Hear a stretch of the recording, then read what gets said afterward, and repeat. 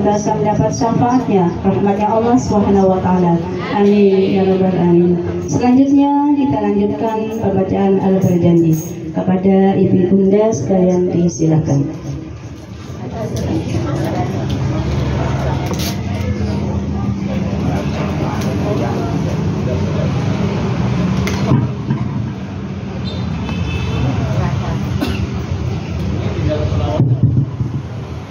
Allahumma salli wa sallim wa barik alaihi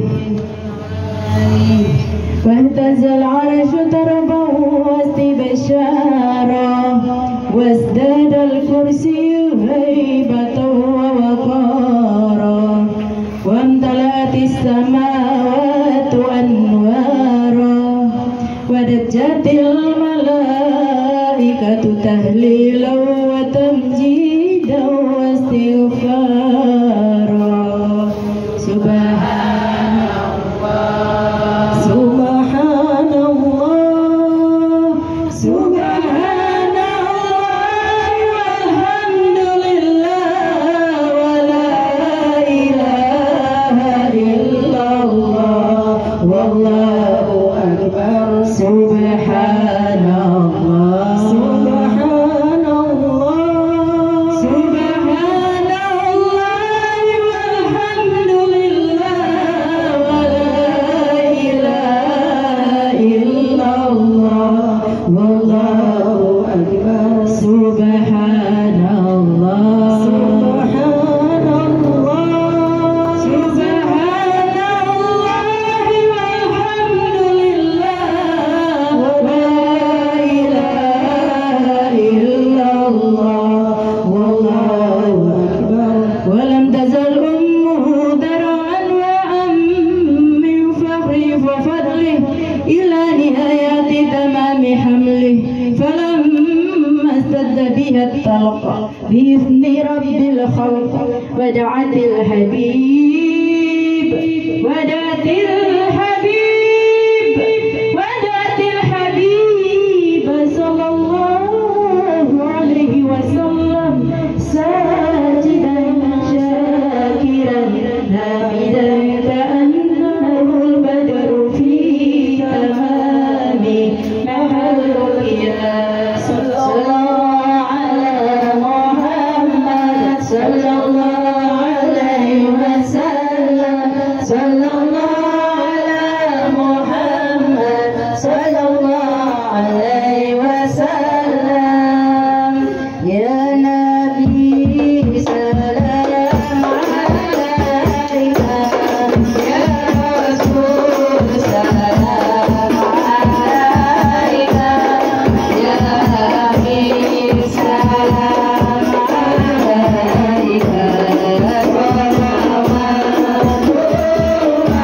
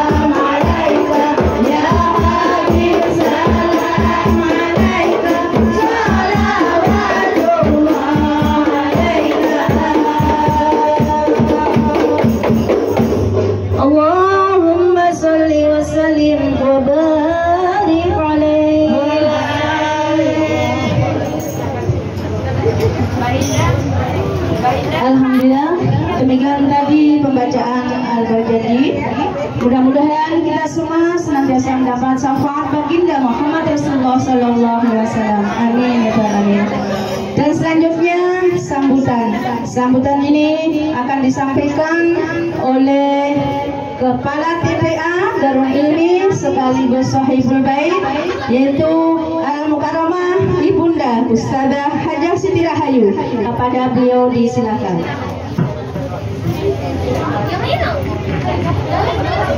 Assalamualaikum warahmatullahi wabarakatuh. Waalaikumsalam warahmatullahi wabarakatuh. Bersyukur kepada Allah dengan ucapan Alhamdulillah. Bersolawat kepada baginda Nabi Muhammad Sallallahu Alaihi Wasallam dengan ucapan Allahumma sholli ala Sayyidina Muhammad. Yang saya hormati Al-Mukarram Bapak Ustadz Haji Rifai, dan yang kami hormati Ibu-Ibu Majelis Taklim Al-Hidayah, Majelis Taklim Anafi, Majelis Taklim Al-Amin, dan Majelis Taklim Al-Munawaroh. Mungkin ada yang belum disebutkan, mohon maaf, belum saya ketahui. Dan yang saya hormati Bapak Ibu tamu undangan sekalian, mohon maaf yang tiada harap, yang tidak bisa saya sebut satu persatu, tapi insya Allah tidak mengurangi rasa hormat. Bapak Ibu yang berbahagia, berdirinya saya di sini mewakili panitia penyelenggara mengucapkan terima kasih yang sebesar-besarnya kepada seluruh pihak yang telah ikut membantu mensukseskan acara ini. Semoga partisipasi kita dalam acara Maulid ini menjadi bukti bahwa kita cinta kepada baginda Nabi dan kita mendapatkan syafaatnya di yaumil akhir nanti. Amin ya robbal alamin. Bapak Ibu yang saya hormati, kita berharap, kita berdoa, memohon semoga acara ini selain tanpa megah, selain tanpa mewah, tapi juga mendatangkan berkah. Kalaulah ada khilaf dan salah, yang ya maklumlah, pergi ke sawah menanam padi, salah dan khilaf mohon dimaklumi. Kiranya cukup sekian sambutan saya, Bapak Ibu. Pergi berjalan ke Kota Padang, singgah sebentar makan rendang. Sambutan saya memang tak panjang karena banyak para bapak penceramah sudah datang. Maka cukup sekian. Wassalamualaikum warahmatullahi wabarakatuh.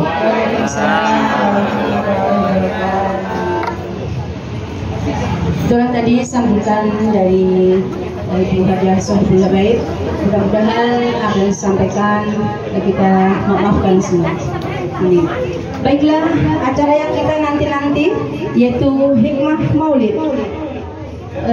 Sebelumnya saya panggil Bapak Ustaz, saya akan berpantun Ibu. Melihat Ibu memakai tomat, apa jadi cakep? Tomat dibuat sambal bakar. Mari dengarkan ceramah Ustaz agar mendapat ilmu manfaat. Ya, baiklah kepada yang terhormat Al-Mukarram Al-Ustaz Bapak Haji Rifai, kepada beliau waktu dan tempat disilakan. Boleh.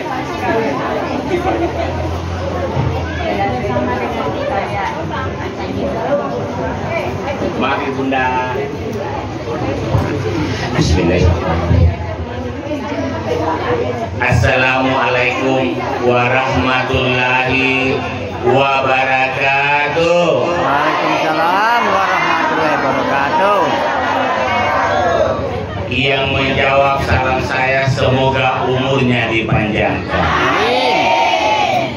Yang menjawab salam saya semoga utang-utangnya lunas. Banyak betul.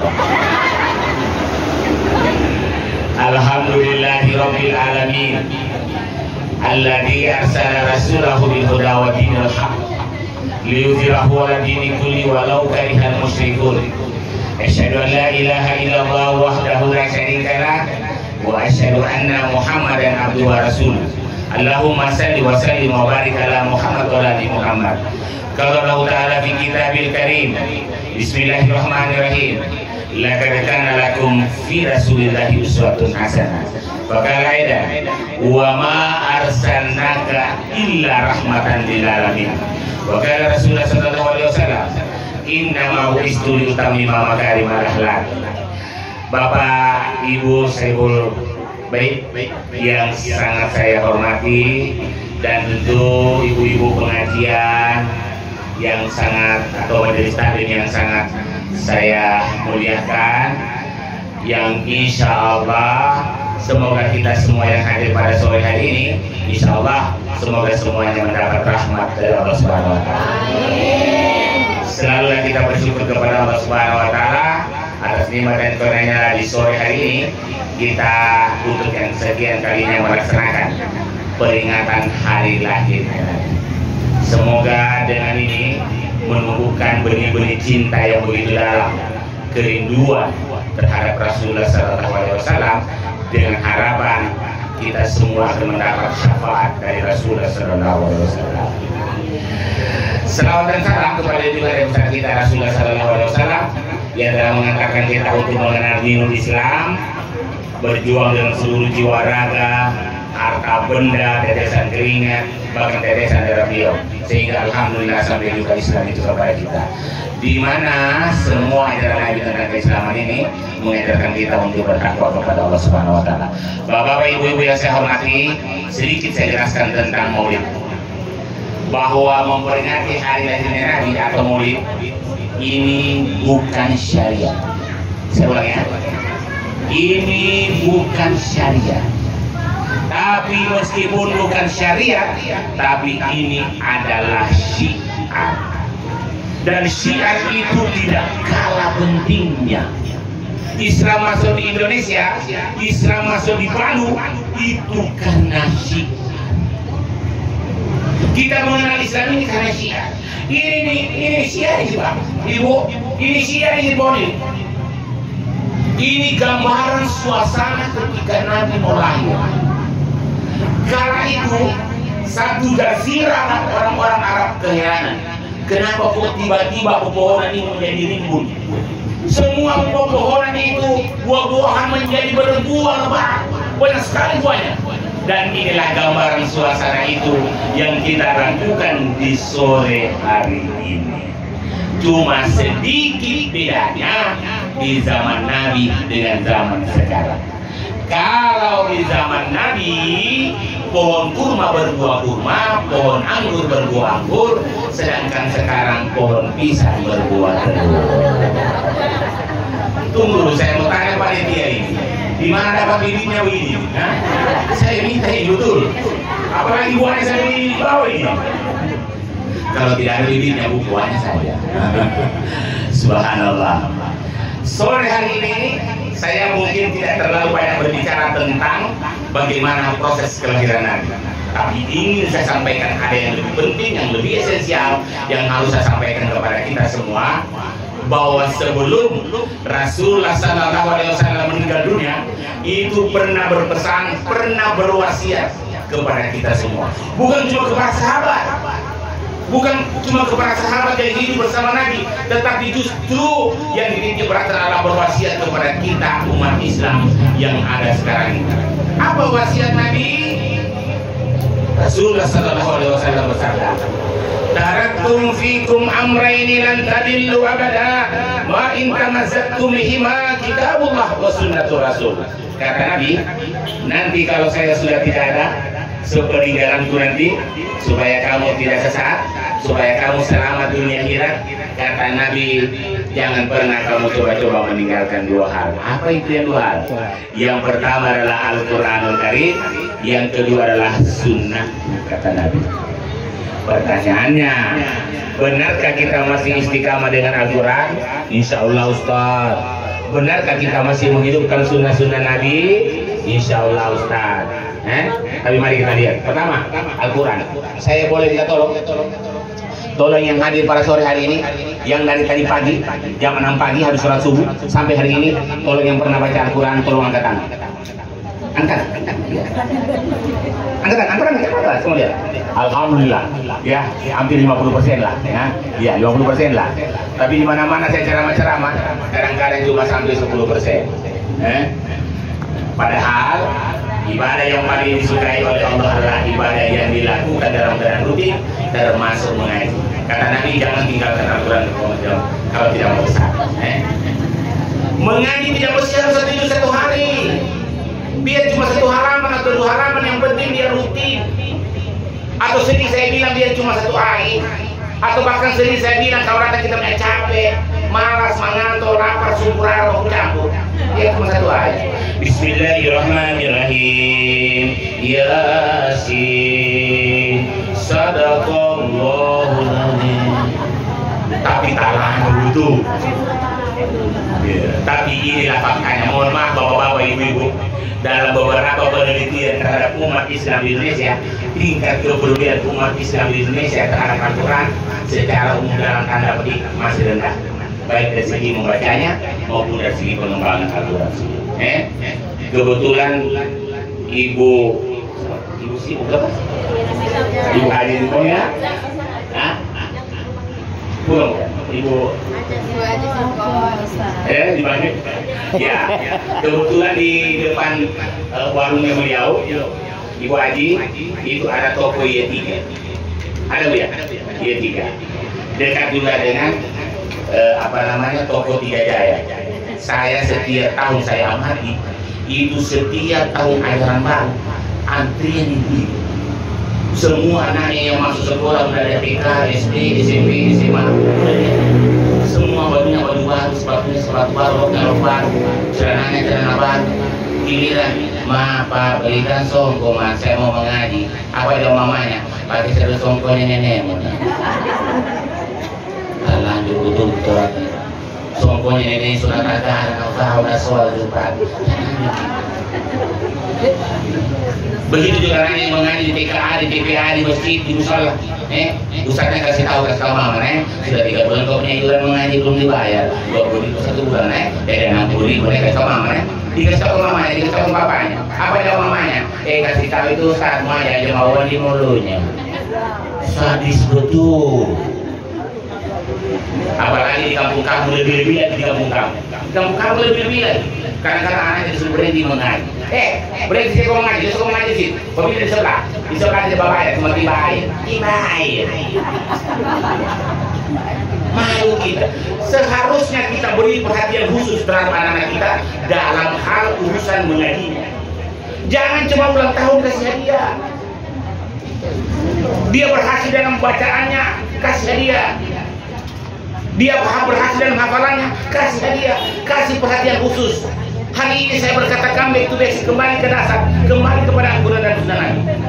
Ini wasiat Nabi. Kata Nabi kalau tidak mau sesat, terus menerus. Bagaimana kemudian mengembangkan Al-Quran? Coba perhatian kita.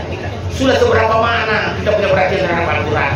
Mohon maaf bapak-bapak, ibu-ibu, bukan sebuah kerjaan. Banyak cara kita untuk bagaimana supaya anak-anak kita perhatian terhadap Al-Quran.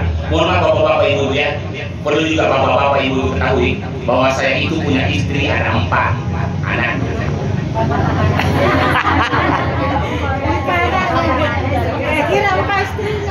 Saya bukan tahun, saya tidak salah paham ya. Saya itu punya istri, ada 4 anaknya. Bukan saya apa. Dulu saya punya cara kasihan, karena saya tidak punya modal untuk memasukkan anak-anak saya secara pribadi ke pesantren. Dulu kan di Bali masih kurang pesantren. Sampai keluar Jawa sana, sampai ke Sulawesi Selatan. Karena saya bagaimana cara untuk mendekatkan anak-anak saya dengan Al-Quran. Setiap bulan Ramadan saya janjian anak. Nah, kita mengaji sama-sama, pokoknya 5.000 1 juz. 5.000 1 juz. Tahun 90-an itu 5.000 masih besar nih. Di akhir Ramadan, 28 Ramadan, saya bagi nih masing-masing 151 orang. Apakah cukup puasa itu 30 atau cuma 29? Tetap 151 orang. Habis saya bagi baru saya kasih tahu. Nah, kita sudah dekat lebaran ini, masing-masing sudah punya uang, masing-masing berbicara yang baik. Sama saja sebenarnya. Tapi masya Allah, Dari itu semuanya keberhasilannya, berkahnya Al-Quran luar biasa. Dari 4 anak itu 3 pernah mewakili Sulawesi Tengah cermat Al-Quran tingkat nasional. Dan mereka juara di Jogja, mereka juara di Pondok Gede, mereka juara di sana.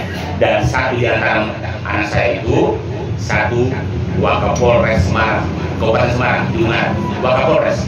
Yang satunya salah 1 konsultan pajak, konsultan pajak terbesar di Indonesia, salah 1 manajer termuda yang kedua, kemudian 1 di Cirebon, 1 di Batu, 4 semua terpisah. Berkahnya Al-Quran. Hari ini mari bersama-sama untuk mau mengamalkan 1. Yang kedua kata Nabi, jangan pernah engkau tinggalkan sunnahku. Sebab Allah juga sudah kasih tegas dalam Al-Quran, laqad kana lakum fi Rasulillahi uswatun hasanah. Kata Allah pada diri Nabi Muhammad itu ada contoh di sana, ada teladan di sana, contoh itu teladan. Hari ini saya akan mengupas walaupun tidak banyak, tapi mari kita lihat nilai evaluasi diri sendiri. Apakah kita ini memang sudah mengikuti sunnah Nabi atau tidak? 1. Rasulullah Sallallahu Alaihi Wasallam itu lahir ke bumi posisi hati. 6 bulan dalam kandungan meninggal bapaknya, 6 tahun lahir ke bumi meninggal ibunya, 6 tahun Nabi sudah yatim piatu. Ustaz, di mana sunnahnya Ustaz? Di mana pelajarannya? Pelajarannya cinta kepada Nabi, cintailah anak yatim piatu. Bohong kalau ada orang miskin dia mengaku mencintai Nabi, tapi dia tidak pernah berusaha sama yatim piatu, bohong. Kalau mau mencintai Nabi sekarang ini, salah satunya adalah cintailah kepada anak yatim piatu. Maka karena itu juga barangkali ya Ibu Haji pemilik Mall Seneng itu dia tahu saya yatim piatu, setiap saya datang di sana dia kasih nasi goreng. Dia riwayat Pak, kalau dia tahu saya yatim piatu, ibu aja. Kita ini kadang-kadang kasih sama anak yatim, masih jauh anak yatim dia terkena sumbang, masih jauh sana, saudara. Adik-adik minta maaf deh, saya cuma pembantu tuan rumah keluar. Padahal suara dia tuan dulu. Masih bagus itu. Ada malah kita Bu, anak yatim juga, anak yatim juga. Ini aku tidak sekolah, kau sendiri makan. Jangan begitu Bos ya. Tidak mungkin cucunya hari ada mintanya tahu begitu. Kalau bukan anak yatim pasti orang susah. Kenapa? Tidak mungkin dia memenuhkan rasa malunya dengan 25.000 atau 10.000 rupiah. Terhadap anak yatim, kalau tidak ada uang perlakukanlah baik-baik. Nah minta maaf naik, dia kasih uang kecil, uang besar habis. Tapi sudah jauh ke jalan, saya kasih minum saya. Tidak ada air minum, dia juga baik-baik. Nah kita belum bisa galon ini ya. Uang kecil tidak ada, uang besar habis, tapi saya kasih minum tidak ada. Subhanallah. Nabi bilang begini. Saya nanti, ini kata Nabi, menunjuk kepada dirinya. Saya nanti kata Nabi, dengan orang-orang yang peduli sama rakyat piatu di surga. Nabi tidak bilang di hari kemudian, tidak. Nabi konteksnya itu hadis. Nabi tidak bilang di hari kemudian. Nabi bilang langsung di surga. Saya nanti di surga sama orang-orang yang peduli sama rakyat piatu persis seperti itu. Ini jangan lagi saya tafsirkan ini, jangan lagi bilang nomor 2 Ustaz, ini nanti. Apa itu ini? Artinya telunjuk dengan jari. Dekat sekali Nabi itu dengan orang yang peduli sama rakyat piatu. Semoga memperingati maut ini menambah kecintaan kita kepada Rasul, menambah kecintaan kita kepada anak yatim piatu. 1, 2. Sejarah mencatat bahwa Nabi Muhammad SAW itu menyusu sama Halimah Sa'diyah selama 4 tahun. Yang menariknya, selama 4 tahun Nabi menyusu, tidak pernah satu kali pun Nabi itu menyusu di tete sebelah kiri, selalu di tete sebelah kanan. Biar Nabi kasih menyusu di tete sebelah kiri, Nabi tidak mau menyusu. Kenapa? Sebab ternyata yang menyusu di tete sebelah kiri adalah anaknya Halimah Sa'diyah itu sendiri. Ustaz, di mana pelajarannya Ustaz? Di mana sunnahnya Ustaz? Sunnahnya adalah Nabi ajar sama kita, masih bayi Nabi sudah tidak mau mengambil haknya orang lain. Innama bu'istu liutammima makarimal akhlak. Sungguh Nabi itu diturunkan ke bumi untuk memperbaiki akhlak. Tidak mau ambil hak orang lain, masih baik. Makanya Nabi itu dikenal dengan Al-Amin, paling dapat dipercaya dan tidak pernah berbohong. Saya Pak, sekitar 6 tahun yang lalu saya sangat sedih.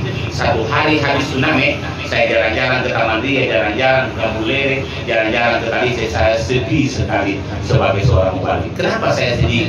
Banyak betul foto yang tak parkir habis kena tsunami. Tidak ada bannya. Tidak ada bannya. Kemana bannya? Malu saya sebagai seorang mubalik, begitu rendahnya tingkat kejujuran umat Islam yang menghuni mayoritas kota Palu ini. Malu kita orang Islam. Kemana ban fotonya orang?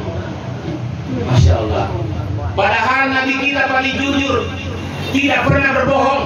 Saya perlu jelaskan sedikit. Satu-satunya manusia yang pernah lahir di muka bumi ini, yang sudah balik, yang tidak pernah berbohong, hanya Nabi Muhammad.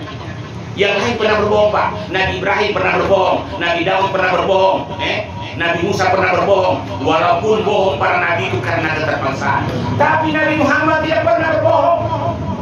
Tidak ada dalam sejarah yang pernah melewatkan bahwa Nabi pernah berbohong. Saya kasih contoh.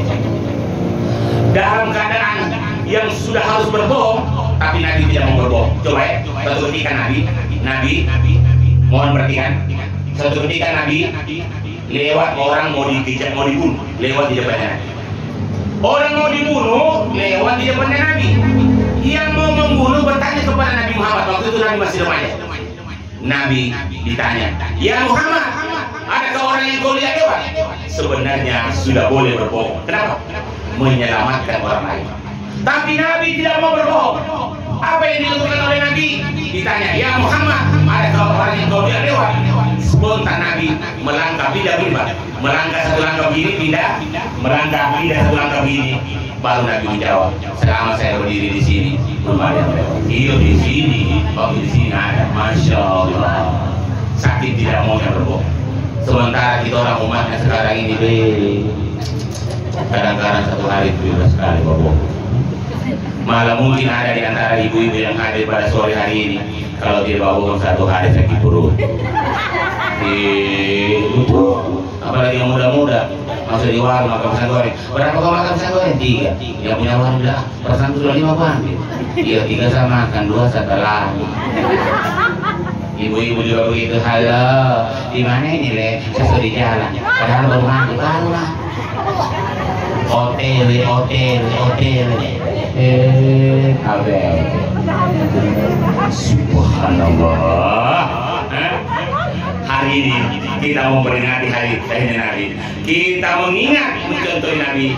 Jadilah muslim dan muslimah yang jujur, yang jujur. Mahal itu kejujuran. 1, 2, 3. Saya potong-potong ya. Saya sudah bimbing. Potong-potong. Kemudian pada umur 9 tahun Nabi Muhammad itu sudah mengembara. Perlu saya jelaskan, hampir semua nabi diberi pekerjaan dengan mengembara. Kenapa? Karena di fase inilah seorang nabi itu dibentuk, dilatih, dididik, ditempa kejujuran, ketabahan, kesabaran, manajemen, kepemimpinan dan seterusnya. Banyak orang salah mengira bahwa mengembara itu pekerjaan ringan. Betul kalau mengembara itu 1 ekor, tapi kalau mengembara sudah lebih dari 100 ekor, apalagi 1000 ekor, di sana lari 3 ekor, di sana lari 5 ekor, di situ kita kempes. Susah. Ustaz, di mana sunnahnya, di mana pelajarannya mengajarkan kepada kita orang muslim, orang muslimah tidak boleh bermalas-malas, tidak boleh berpangku tangan. Kita harus berjuang, kita harus kerja keras, dan itu ciri orang Islam. Jadi kalau ada mau mengharap surga, kemudian sudah mau malas-malas, mau mengharap mau kaya dan malas-malas. Subhanallah. Kita lanjut. Pada umur 25 tahun Nabi Muhammad SAW itu menikah dengan Khadijah. Nah ini tolong lihat Bapak ini, bahwa Nabi Muhammad SAW itu tidak pernah menikah 2 kali. Saya ulang supaya tidak salah. Nabi Muhammad SAW itu tidak pernah menikah 2 kali sebelum Khadijah meninggal dunia. Nanti meninggal Khadijah, baru Nabi menikah lagi. Dan salah satu istrinya Nabi itu dinikahi pada umur 73 tahun. Ustaz, di mana sunnahnya Ustaz? Di mana pelajarannya? Pelajarannya, sunnahnya adalah siapa tahu ada di antara suaminya, ibu-ibu semua yang hadir ini, atau bapak-bapak yang hadir pada sore hari ini mau mengikuti Nabi, menikah lebih dari 1 kali, silakan juga nikahi yang umur 73 tahun. Saya memang termasuk di kaki 3. Kaki bawah urut. Dan cara berumah tangga Nabi, Masya Allah. Nabi itu kepala rumah tangga, Nabi itu top leader, kepala negara, seorang rasul. Apakah dalam posisi Nabi yang serba wah begitu, kemudian pandang ente sama perempuan? Tidak. Apakah posisi Nabi yang serba wah begitu, kemudian tidak menghargai wanita? Tidak. Justru Nabi lah manusia yang paling mengangkat derajat wanita. Saya kasih contoh. Nabi pulang ada lari, diketukin. Aisyah tak tidur. Rupanya Aisyah istri Nabi ini siang harinya capek sekali. Diketuk lagi pintu yang kedua kalinya, Aisyah juga masih tak tidur. Diketuk lagi pintu yang ketiga kalinya, Aisyah belum bangun. Apakah pintunya didobrak? Tidak. Dengan penuh rasa kasih sayang Nabi ambil sorbannya, Nabi alas di depan pintu, Nabi tidur di depan pintu. Masya Allah. Kalau kita meledak. Nabi kalau minum, ibu-ibu, Nabi kalau minum, tempat minum Nabi itu diputar-putar begini, diputar-putar. Tahu kali ibu-ibu? Kenapa diputar-putar tempat minumnya Nabi? Nabi cari mana bekas bibirnya Aisyah, di situ Nabi minum. Masya Allah, so sweet, romantis, benar. Nabi kalau panggil istrinya hampir tidak pernah dipanggil dengan namanya, semua dipanggil dengan nama-nama kesayangan. Contoh Aisyah dipanggil, ya Umairah, wahai pipi yang kemerah-merah. Rasa kita giliran kita punya istri kita, begitu artikel. Apalagi kalau hidungnya PSBB gitu. Astagfirullah. Dan karena itulah seorang istri harus berbakti kepada suaminya. Tapi meskipun demikian, kebetulan Bapak cuma satu orang, dua orang, saya beritahu, Pak, perlu Bapak ketahui bahwa mencuci itu bukan pekerjaan istri. Memasak itu bukan pekerjaan istri. Jadi itu harus ditahu. Pekerjaan istri itu hanya dua. Mau tahu? Mau tahu? Hanya dua kewajiban istri, hanya dua pekerjaan istri. Yang pertama adalah beribadah kepada Allah, yang kedua adalah berbakti kepada suami. Jadi kalau suaminya suruh memasak, jangan membantah. Kalau suaminya suruh mencuci, jangan mengomel. Belum.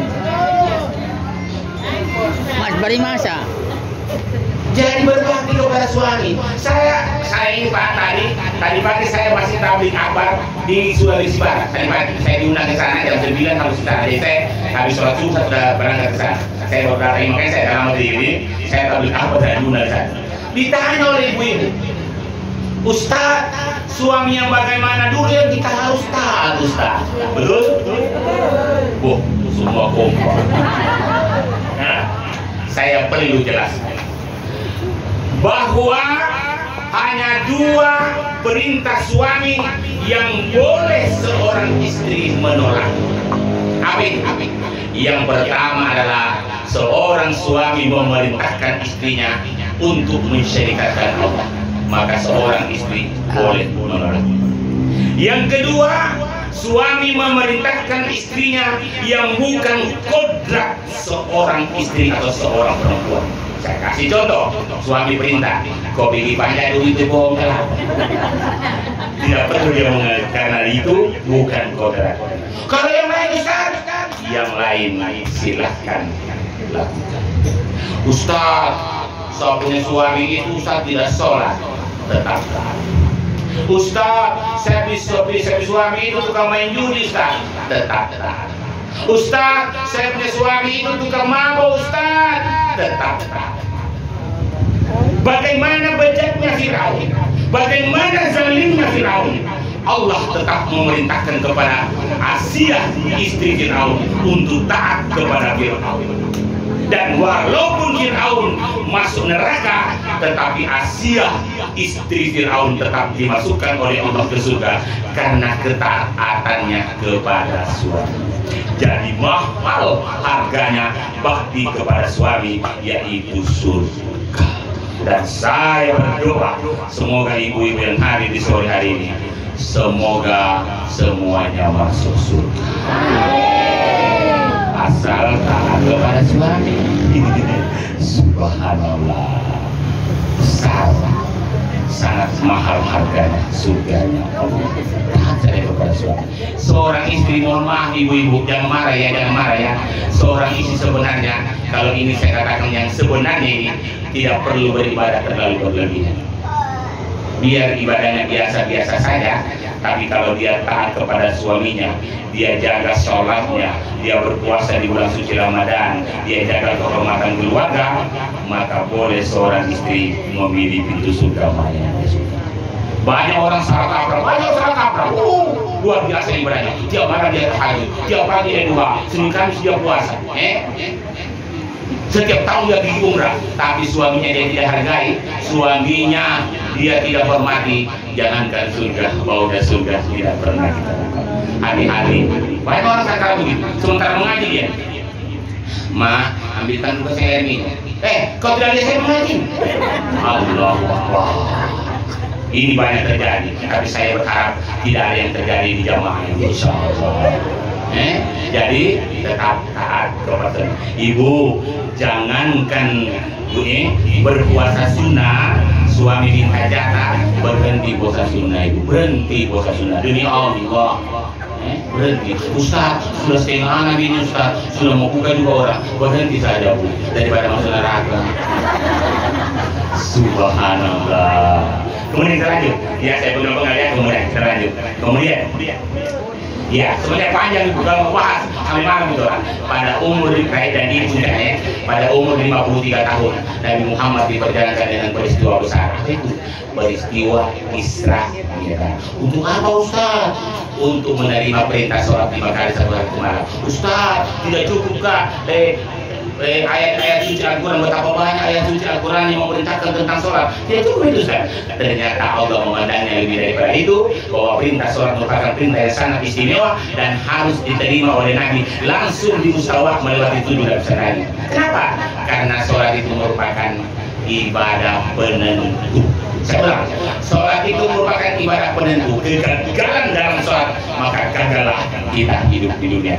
As-salatu imaduddin, faman agamaha faqad agamaddin, wa man tarakaha faqad hadamaddin. Kata Nabi, sholat itu sama dengan rumah diamnya agama. Siapa yang tidak kemudian pada ngente tidak mau sholat, bahkan tidak sholat, sama dengan dia menghancurkan Islam ini. Siapa yang sungguh-sungguh telaten berbinu sabar, kemudian membangun sholat ini sama dengan membangun Islam ini. Oleh sebab itu tolong sampaikan pada anak-anak kita, generasi kita, cucu-cucu kita. Nah, ketika kamu sudah balik, jangan lagi pernah meninggalkan sholat. Kenapa Ustaz? Karena sholat itu merupakan identitas orang Islam.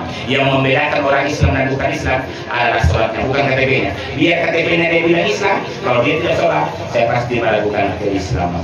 Oleh sebab itu, ini juga banyak orang salah kaprah. Oh, Ustaz, berjudi itu dosa besar, Ustaz. Betul. Berzina itu dosa besar, betul. Membunuh itu dosa besar, betul. Tapi tahukah ibu-ibu bahwa meninggalkan 1 kali sholat itu dosanya lebih besar daripada berzina, lebih besar daripada membunuh.